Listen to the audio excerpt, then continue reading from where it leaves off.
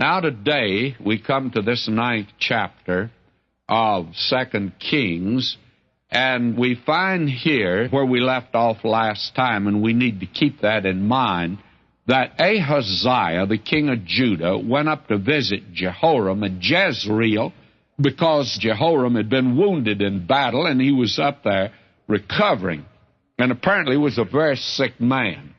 Now, chapter 9 opens with verse 1 now, and Elisha the prophet called one of the children of the prophets and said unto him, Gird up thy loins, and take this box of oil in thine hand, and go to Ramoth Gilead, and when thou comest thither, look out there Jehu the son of Jehoshaphat, the son of Nimshi, and go in and make him rise up from among his brethren, and carry him to an inner chamber.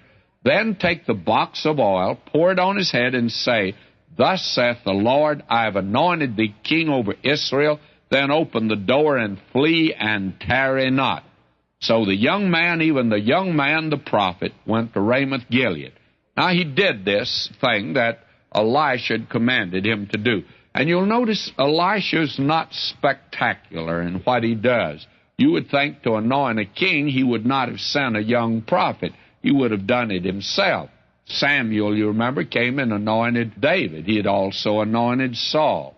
Now you would think that Elisha would want to be the one to anoint the king, but he didn't. The thing that he did was to send this young prophet up, and this young prophet anointed Jehu the king, and he did it secretly and privately.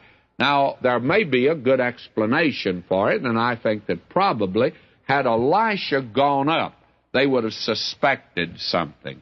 But when just one of these unknown young men went up, why, no one suspected what really he had come to do. And so Jehu is anointed king, and here is one of the bloodiest rascals that we'll meet on the page of Scripture. And yet, he did the will of God in many respects. Now, verse 8, For the whole house of Ahab shall perish, and I will cut off from Ahab every male member, and none will be left in Israel. And I'll make the house of Ahab like the house of Jeroboam, the son of Nebat. And then verse 10, And the dogs shall eat Jezebel in the portion of Jezreel, and there shall be none to bury her. And he opened the door and fled. Now, this is repeating the thing that Elijah had said would happen to the house of Ahab and to Jezebel. Now, notice the executioner for this is this man Jehu.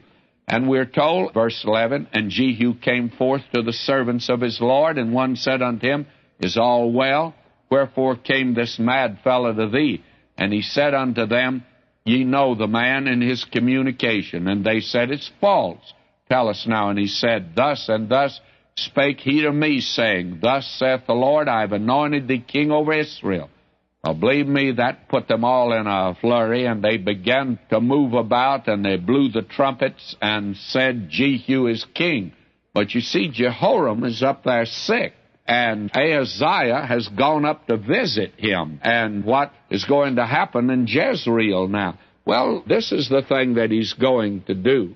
He goes up to Jezreel, and he had actually sent up first those to spy out the land. And they came back and reported, These men are discovered now. Jehu is coming up to visit him.